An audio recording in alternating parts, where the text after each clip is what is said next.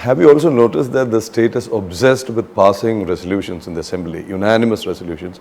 Probably the only time the ruling front and the opposition UDF comes together is to pass a resolution against bills and amendments proposed by the union government. The latest being the Waqf Amendment Bill, unanimous resolution against it.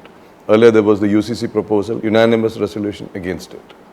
So where does it fit in? The union government comes up and through proper channel comes up with a law, and you sit here and, it has been ridiculed often, the attempt of the assembly to, pass a resolution against the bill.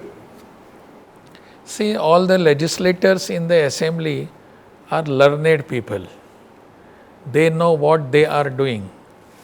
And I hope they will be doing better every time, because that is the reason why they have been elected.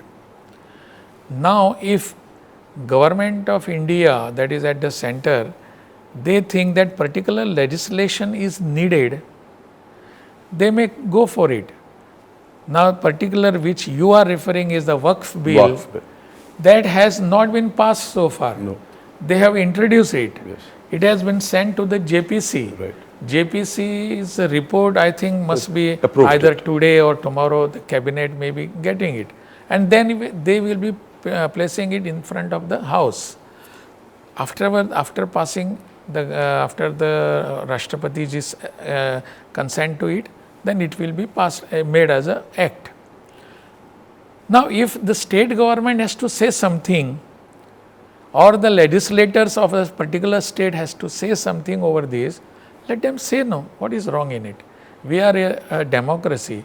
If my view is different from others, I will have to say it, and you are allowed to say it. So, it is for the legislators to say that, okay, we are not agreeing with you. That's all. For me, it means only this much. Your very interesting observation during your Republic Day address, Simhavalokana, to the people of Kerala. Look back and look forward. That is needed in everybody's life, in a person's life, in an organization's life, in a government's life, in a community's life, and in a nation's life. It is needed everywhere. If we do not know how far we have come and where we want to go, how much we want to go, then it will be just, what should I say, nothing, chaos it will be. I have energy to do something, but I do not have any direction to do. So, Simhavalokan is very much necessary in private life as well as in public life, in community life, in nation's life. That is what I have been insisting. This is for the people of our Kerala and people of our nation. They have to think over this. Where are we today and where we want to go after a few years? I don't know how many people know that your debut, your entry into the Goa State Cabinet was as Minister for Environment and Forests. And now the most important news is about the wild elephants coming into human territory, tigers coming and killing people, leopards coming in. So the man-animal conflict, as the experts call it. So have men encroached into forest land, or are the wild animals coming into the state? You would have a very clear view on how we should tackle this issue. Incidentally, just yesterday, I was talking to PCCF of our state. I had called him and I was talking to him about the very same issue. We were discussing many other issues, but this issue was also focused. I wanted to know from the PCCF what our views and what we are doing, that is as a state, regarding wildlife and human conflict. What are we doing? Because I have been witnessing, I have been reading about this, that many incidents have been happening. Unfortunately, the PCCF had no vision for this but he had to, I told him there are certain things to be done. What he says, he was satisfied with whatever has been done. I said that is not enough, whatever has been done.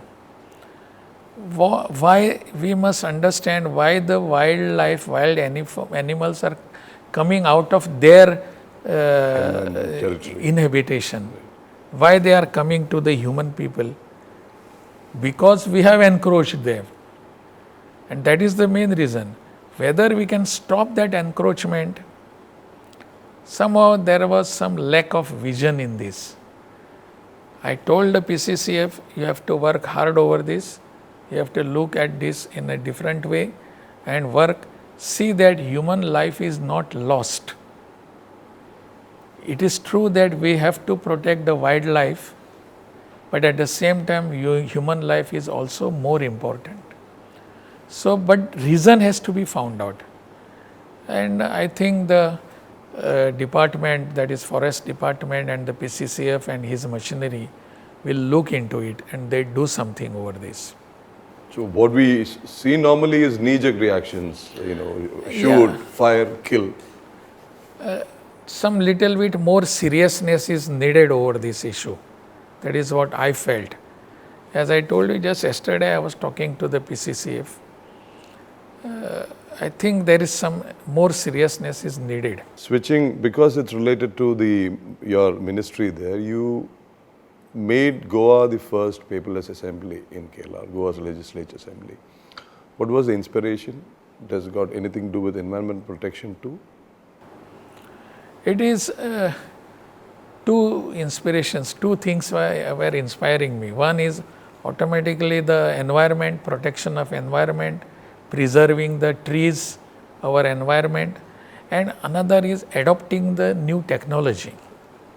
That has to be done. And by adopting new technology, digitization and all those, we always save some, to some extent, the environment itself. I'll tell you one thing, when I did the paperless efforts, there was opposition within my department itself, my people in the assembly. The other subordinate people, they said, sir, this cannot happen, there are some this and that. Many things were there. This because there are some obstructions, how we will go ahead, there will be.